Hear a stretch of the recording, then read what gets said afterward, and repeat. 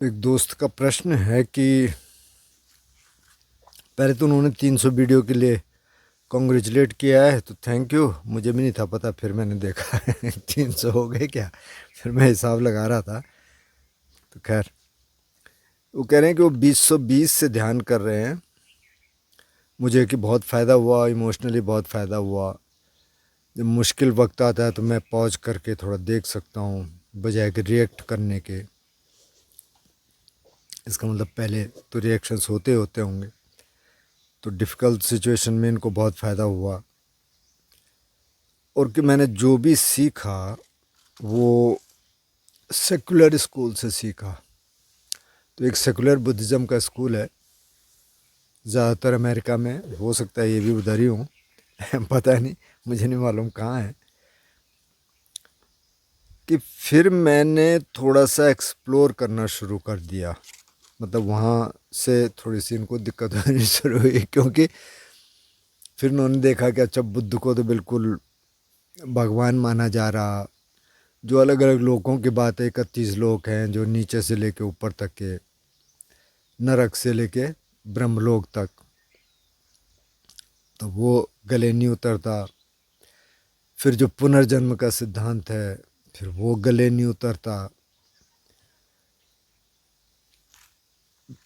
तो कि फिर थोड़ा सा स्केप्टिसिज्म शुरू हो गए। तो कि इनको इन्वेस्टिगेट करने का भी कोई तरीका है नहीं। सही बात है, कैसे इन्वेस्टिगेट करेंगे। तो फिर उन्होंने कहा कि आपने किस पॉइंट से बिलीव करना शुरू किया, थेरावाद में या जो भी है। और कि अगर मैं कहूँ कि मैं तो बिलीव करता नहीं हूँ इस सब में, तो फिर कहेंगे कि ये तो भाई विचिकित्सा है, ये तो संदेह है मार्ग के प्रति। तो मेरे लिए क्या कोई एडवाइस देंगे।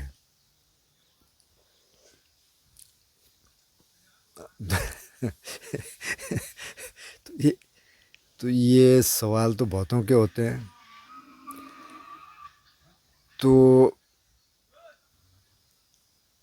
ये कहना कि मैं किस पॉइंट से बिलीव करने लग गया। देखिए, एक तो जनरल फीलिंग है, बिलीव तो नहीं है, फीलिंग कह सकते हैं। एक तो ये कि इसी प्लेनेट पे लाइफ होगी। और अभी जो साइंटिस्ट कह रहे हैं कि मल्टीवर्सेस हैं और पता नहीं कितनी गैलेक्सीज हैं। पहले तो ये था ना कि सिर्फ मिल्की वे है, बाकी कुछ नहीं है, इतना ही है, बहुत छोटा है। फिर जब उन्होंने देखना शुरू कर दिया कुछ टेलीस्कोप से कि नहीं नहीं, ये तो कुछ और है, कुछ और है, तो अब कह रहे हैं कि पता नहीं कितनी गैलेक्सीज हैं। कोई उसका उसको गिन नहीं सकते। मतलब मल्टीवर्सेस हैं, एक ही ब्रह्मांड नहीं है, बहुत सारे यूनिवर्सेस हैं। ये साइंस कह रहे हैं बाय द वे। तो अगर मैं ये सब देखूं और मैं कहूं कि सिर्फ इसी प्लेनेट पे, केवल धरती पे जीवन है, बाकी कहीं नहीं है, तो ये तो थोड़ा सा गले उतरता नहीं है। मतलब यही क्या होगा और कहीं नहीं होगा। काउंटलेस प्लैनेट्स होंगे जिनको गिनती नहीं किया जा सकता, वहाँ भी जीवन होगा। और ज़रूरी नहीं है कि वहाँ भी इसी तरह का हो कि मनुष्य हों और पशु हों, पता नहीं क्या क्या होगा। तो फिर भी लेकिन कि जो रियल्म ऐसे ही होंगे कि नरक लोक है और फिर भूत प्रेत लोक है और फिर और हैं और फिर ऊपर के हैं देवलोक हैं और ब्रह्मलोक हैं, क्या ऐसे ही होगा, पता नहीं। तो मैं तो इस मामले में ओपन हूँ। मैंने तो ये कहता कि मैं नहीं मानता, न मैं ये कहता कि मैं मानता हूँ। मैं कहता हूँ ओपन हूँ भाई, मुझे तो मालूम नहीं है, ठीक है। लेकिन बुद्ध कह रहे हैं तो ठीक है। मतलब मेरे पास ये कहने का भी नहीं है कि नहीं जी नहीं, ये तो गलत है, मैं तो नहीं मानता। ओपन रहिए, क्यों उसमें ज़्यादा सिर देना है। जो रिबर्थ का केस है, तो रिबर्थ का तो अगर आप वर्जीनिया यूनिवर्सिटी के इयान स्टीवनसन का देखें, उन्होंने बहुत सारे रिबर्थ केसेस पे काम किया, आप देख लेना। और उसमें कई कि बहुत अच्छे हैं, मैंने नहीं पढ़ा। अभी कोई टकर साहब हैं या पहले थे, उस काम को आगे बढ़ा रहे हैं, मतलब वो काम अभी चल रहा है। फिर जो एनडी वाले हैं, नियर डेथ एक्सपीरियंसेस वाले, बहुत सारे हैं। मतलब अनीता मूरजानी तो एक शुरुआत में वो काफ़ी फेमस हुई उस बारे में, लेकिन अभी बहुत सारे, मैं बहुत सारे देख रहा था। कोई तो एक न्यूरोलॉजिस्ट थे, हैं मतलब, और वो कह रहे वो मर गए थे, फिर से वापस आ गए, और तब से वो मानने लगे। पहले तो वो भी नहीं मानते थे। तो रिबर्थ में तो ऐसा लगता है कि है, मतलब उसको अगर आप मेरे से कहेंगे तो मानता है, तो मैं कह सकता हूँ कि हाँ मैं मानता हूँ। अब कहाँ होगा, कैसे होगा, क्या अलग अलग रियल्म है, कह नहीं सकते भाई। ओपन रहिए। जैसे बुद्ध कहते हैं ना कलाम सूत्र में, वो कलामस के सवाल भी ऐसी हैं कि किसको सुने, किसकी बात माने, किसकी ना बात माने। तो बुद्ध कहते हैं कि भाई आप किसी की बात मत मानिए, पर आप खुद ही कंटेम्पलेट करिए। और उनको कहते हैं कि आप शीलों का पालन करिए। मैत्री की साधना उनको सिखाते हैं। फिर कहते हैं कि भाई इससे आप यहाँ खुश रहेंगे जब आप शीलों का पालन करेंगे, मैत्री देंगे सबको। और हो सकता है कोई और दुनिया हो तो वहाँ भी मिलेगा। तो उन्होंने ये नहीं कहा कि मानो, बुद्ध ने कभी नहीं कहा कि मानो। एक सूत्र में आनंद से कोई बात कर रहे हैं, बनते आनंद से, जो उनके सहायक थे, उनके असिस्टेंट, और उनके बीच में थोड़ी सी बहस हो रही है। बहस मतलब बनते आनंद उनको कन्विंस करने की कोशिश कर रहे हैं कि रिबर्थ होता है, कर्म का फल होता है। वो कह रहे हैं कि भाई मेरे को इससे कुछ लेना देना नहीं, मेरे को ध्यान सिखाओ, आप क्या करवाते हो। और बनते आनंद उनको थोड़ा सा कन्विंस करने की कोशिश कर रहे हैं। तो इतने में बुद्ध आ जाते हैं। बुद्ध ने कहा कि भाई क्या बातचीत हो रही है। बोले ऐसे ऐसे। बोले क्यों उसको ज़बरदस्ती बोल रहे हो, ध्यान, उसको ध्यान सिखाओ। रिबर्थ होता है कि नहीं होता है, जब पता चल जाएगा तो ठीक है, नहीं पता चलेगा तो भी कोई दिक्कत नहीं। तो कई बार ये तो लगता है जैसे अब राइट्स एंड रिचुअल्स हैं। जैसे अब गोयनका जी भी कहते हैं कि ये तो बहुत सेकुलर है। लेकिन जब मैं विपස්සना में गया, मैं आपको एक छोटा सा किस्सा सुनाता हूँ। मैं धर्मशाला एक सेंटर है विपස්සना का, मैं वहाँ सेवा दे रहा था। तो वहाँ ज़्यादातर इजरायली बहुत आते हैं। उस समय आते थे, शायद आजकल तो जब से वार चल रहा थोड़ा मुश्किल होगा। तो एक इजरायली मेरे पास आया, क्योंकि वो सुबह की जो साधना होती है उसमें 6 से 6:30 बजे गोयनका जी का टेप बजता है, जिसमें कुछ उनके अपने दोहे हैं, कुछ चैंटिंग है इत्यादि। तो ये व्यक्ति मेरे पास आया, क्योंकि मैं हॉल मैनेजर था, तो हॉल मैनेजर से आप बात कर सकते हैं और टीचर से बात कर सकते हैं। मेरे पास आया कि पूर्णा वो जो सुबह जो ब्ला ब्ला ब्ला हो रहा था ना, वो क्या था। मैंने कहा ब्ला ब्ला ब्ला कौन सा भाई, कि नहीं वो सुबह। फिर मेरे को समझ आया क्या कह रहा। मैंने कहा भाई वो चैंटिंग है, वो तो गुरुजी हैं, वो कह रहे हैं। बोले नहीं, आई डोंट लाइक दैट। तो मैंने कहा यार तेरे कहने से तो होगा नहीं, वो तो प्रोग्राम का हिस्सा है। तो बोले नहीं नहीं मेरे को नहीं चाहिए। तो मैंने कहा तो टीचर से बात कर ले। तो टीचर के पास गया, मैं भी बैठा हुआ था। तो कुछ बोलने लगा, तो फिर टीचर को समझ नहीं आया क्या कह रहे। बोले भैया क्या बोल रहा है ये। मैंने कहा जी ऐसे ऐसे बोला। अरे हमारे गुरुजी के लिए ऐसे ब्ला ब्ला कर रहा। तो समझाओ भैया इसको। मैंने कहा जी मैं क्या समझाऊँ, मेरे से तो बात हो चुकी है। मैंने कहा आप आपसे कर लो बात। तो खैर फिर मैंने उससे कहा कि यार जब तेरे को इतना ही अवर्जन हो रहा है इससे, तो मत आना, तो उस समय निकल जाना। मतलब जैसे ही ये टेप शुरू होगा तो निकल जाना। लेकिन अब इसमें तो बहुत चैंटिंग है ना। हर ग्रुप सेटिंग से पहले चैंटिंग है, उसके बाद ग्रुप सेटिंग ख़त्म होता है, फिर से कुछ है, फिर शाम को प्रवचन में भी काफ़ी बार आता है। तो कहाँ कहाँ अवॉइड करोगे। मैंने कहा सुन ले उसको बस। खैर वो छोड़ के नहीं गया, नहीं तो वो छोड़ने वाला था। मैंने उसको थोड़ा सा मनाया, मैंने कोई बात नहीं इसके लिए मत छोड़। लेकिन वो कहते हैं कि हम सेकुलर हैं, तो उस पर मेरे को थोड़ा दिक्कत होती थी कि यार ये सब क्यों रखा हुआ। फिर वो दोहे बजाते हैं ब्रेकफास्ट के टाइम पे, वो लाउड स्पीकर से बजाते हैं, उसमें दिक्कत होती थी। लेकिन ठीक है, अब वो उनका सिस्टम है, मैं उसको चेंज करने तो गया नहीं वहाँ। लेकिन वो आप पूछेंगे कि चैंटिंग गलत है, तो चैंटिंग मैं खुद भी करता हूँ कई बार अपने लिए। जैसे नींद आती है तो चैंटिंग अच्छा रहता है या तो कुछ म्यूज़िक कर लो या तो चैंटिंग कर लो, तो नींद भाग जाती है। तो तो चैंटिंग एक्चुअली तो मुझे पसंद है, मतलब चलो नींद भगाने के लिए भी और वैसे भी। तो वो वाला मेरे को पसंद नहीं आया कि वो सेकुलर नहीं करना चाहिए या तो फिर चैंटिंग नहीं करनी चाहिए, उसको छोड़ देना चाहिए। ठीक है, आप चैंटिंग अपने लिए कर लीजिए। तो अब यहाँ मैं एक बात आपसे ये कहना चाह रहा हूँ कि जैसे कोर टीचिंग आप देखना, हो सकता है आपने देखा भी हो, 37 बोधिपक्षीय धर्म है, जिसमें 4 सत्यपठान से वो शुरू करते हैं, 4 राइट एफर्ट हैं, 4 दिपाद हैं। दिपाद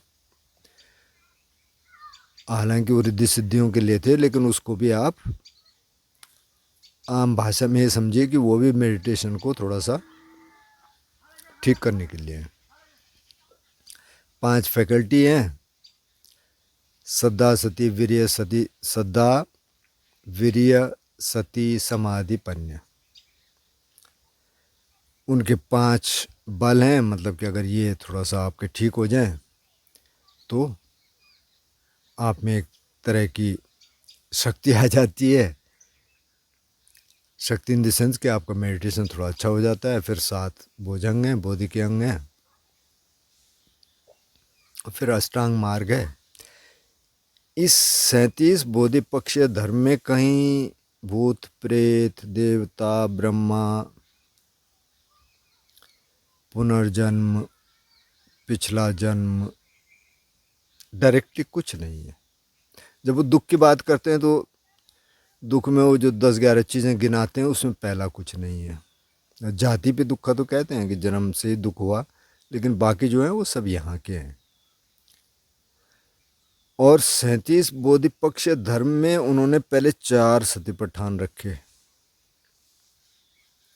तो मैं देख रहा था स्कीम कितनी सही है, क्योंकि आपको किस्सा पता होगा कि जब महावीर स्वामी मर गए तो कुछ बौद्ध भिक्षुओं ने देखा कि ये लोग आपस में लड़ रहे हैं, उनके जो अनुयायी थे, और वहीं से 2 सेक्ट बन गए थे, दिगंबर और श्वेतांबर। और लड़ इस बात पे रहे थे कि महावीर स्वामी ने ये कहा, दूसरे कहते कि नहीं ये नहीं कहा, ये कहा। तो वो बात जब बुद्ध के पास आई तो बुद्ध ने कहा भैया तुम्हें पता है कि मैंने क्या कहा और क्या कोर टीचिंग है, क्या लेना है, कोर क्या है। बाकी तो बहुत सारी चीज़ें होंगी, फिलॉसफी होगी, बहुत सारी और चीज़ें आ जाएंगी उसमें। तो फिर उन्होंने कहा नहीं जी आप बता दीजिए। तो फिर उन्होंने 37 बोधिपक्ष धर्म बताए, उसके हिसाब से चलिए। उसमें तो कुछ नहीं, कुछ मानने की ज़रूरत ही नहीं है आपको।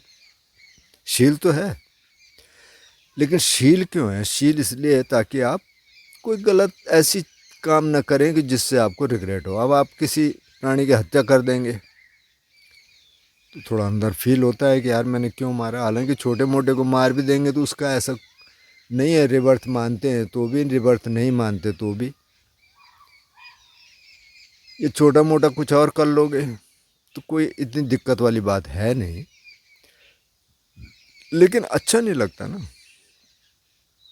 तो आप खुद ही कंटेम्पलेट कर लीजिए। जहाँ तक शील, हालांकि शील की बात इन्होंने की नहीं है, लेकिन माना कई बार कुछ लोग पूछते हैं कि शील का पालन क्यों करना है, तो बुद्ध कहते हैं भाई यहाँ खुश रहने के लिए करना है। तो अगर ये 4 सतिपट्ठान ही आप कर लें बस, बाकी सब छोड़ दें। प्रैक्टिकल तो वही है।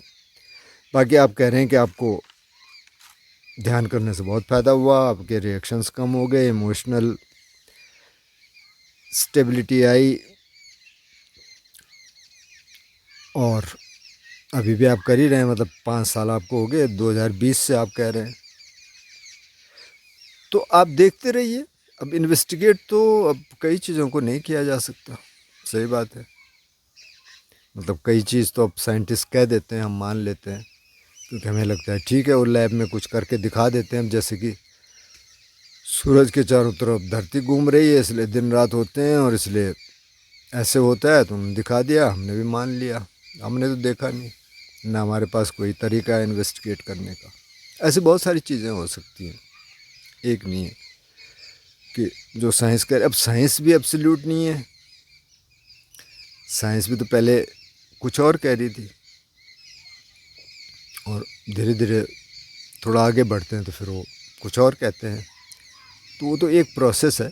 लेकिन बात यह है कि आपको अगर फ़ायदा हो रहा है तो आप उसको जारी रखिए।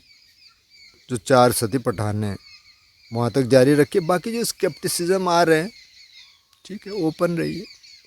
क्यों स्केप्टिसिज्म आने देना है? अगर सेकुलर बुद्धिज़्म से आपको फ़ायदा हो रहा है तो आप सेकुलर बुद्धिज़्म में रहिए। बोलिए ठीक है भाई, मैं तो रिबर्थ नहीं मानता, मैं ये सब कुछ नहीं मानता, लेकिन मैं ध्यान करता हूँ क्योंकि इससे मुझे फ़ायदा होता है, वही इतना काफ़ी है।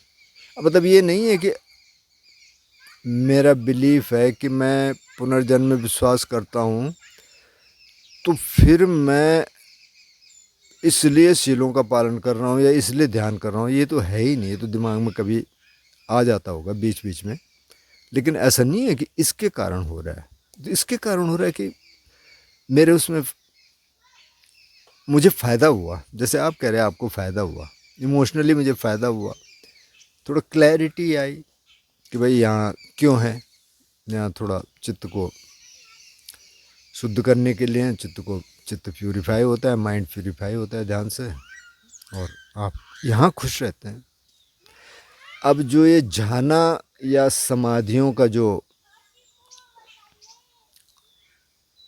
बुद्ध कहते हैं ना, समाधियों के बारे में जो 4 झाना की हम बात कर रहे हैं, तो वो कहते हैं कि एक तो आप इसलिए कर रहे हैं कि आप यहाँ pleasant abiding here and now, जहाँ प्रसन्न रहें, यहाँ खुश रहें। क्योंकि जब आप जहाँ आते हैं तो विकार कुछ टाइम के लिए थोड़ा सा दूर चले जाते हैं, उसके बाद आ सकते हैं वापस। तो आप शांति में हैं, आप खुश हैं यहाँ के लिए, ठीक है। या तो आप इसलिए करते हैं कि आपको रिद्धि सिद्धियाँ चाहिए, कि अब आप मत मानिए। या कि आप इसलिए करते हैं कि जो आसव हैं, जो डिफाइलमेंट्स हैं, उनको ख़त्म करने के लिए, वो वैसे ही ख़त्म हो जाएंगे। अगर आप धीरे धीरे आगे बढ़ेंगे तो डिफाइलमेंट्स अपने आप कम हो जाएंगे। तो आप कोई गोल मत रखिए। अब ऐसे गोल तो हमारा भी ऐसा गोल नहीं है कि वो इनलाइटनमेंट होना ही होना है। हमें पता है कि इस जन्म में तो होना है नहीं, बहुत मुश्किल काम है, पता नहीं कितना बैगेज है। फिर ऐसे कोई गाइड नहीं है जो कि हमें यहाँ से आगे सिखा सके, ऐसे बहुत कम लोग हैं।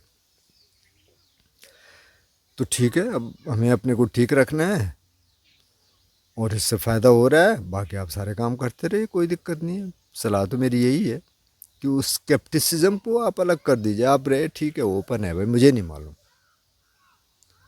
जहाँ पता नहीं है मुझे मालूम नहीं है। अगर आप मुझे कहेंगे कोई ब्रह्मलोक हैं और इतने ब्रह्मलोक हैं और आप तुम मानते हो, पता नहीं यार, मुझे तो नहीं मालूम। ये भूत प्रेत हैं, पता नहीं भाई, मैंने तो देखा नहीं किसी को। तो अब जब देखा ही नहीं, आप कह रहे हैं ना कि इन्वेस्टिगेट कैसे करें, मेरे पास भी कोई तरीका नहीं है। हाँ, किसी दिन दिख जाएगा तो मैं कह सकता हूँ कि मेरे को दिखा, लेकिन फिर भी आपके लिए तो उससे कोई मदद मिलेगी नहीं। ऐसे तो बहुत लोग हैं जो कहते हैं कि हमें दिखा, तो मेरे लिए थोड़ी देखा, उन्होंने अपने लिए देखा। तो ये अपनी यात्रा है, कुल मिला के जो कहानी है ना, वो अपनी यात्रा है। आप कैसा फील कर रहे हैं? आप अच्छा फील कर रहे हैं, इन कंसेप्ट पे मत जाइए। फ़िलोसफीज़ बहुत सारी हैं। अब ये तो थेरावादा की आप बात कर रहे हैं कि थेरावादा में बुद्ध को भगवान बना दिया। थेरावादा में तो कुछ भी नहीं बनाया। आप महायाना को देखेंगे तो उसमें तो सुपर गॉड बना दिया, जो कि बिल्कुल ऐसे खड़े हैं वहाँ पे, और वहाँ से किरणें जा रही हैं उस वर्ल्ड सिस्टम में और उस वर्ल्ड सिस्टम में और थाउजेंड्स ऑफ वर्ल्ड सिस्टम्स में, और वहाँ सारा बिल्कुल ट्रांसफॉर्मेशन हो गया। और वज्रयानम में तो कई बुद्ध हैं, अब लोकतेश्वर है, मंजूश्री हैं, और पता नहीं क्या क्या क्या क्या, कितने सारे कंसेप्ट आ गए।